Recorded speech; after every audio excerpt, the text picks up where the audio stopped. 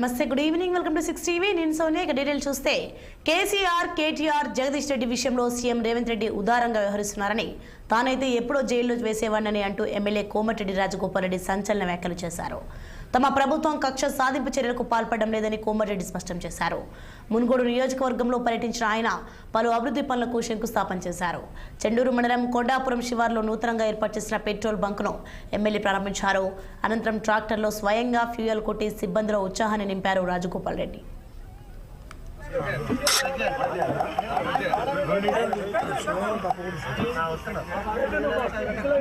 మరి automatic set చేయాలి కదా, సెట్ అవసరం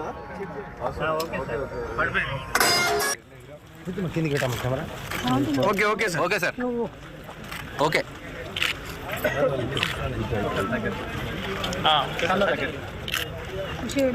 ఓకే సార్ రైట్.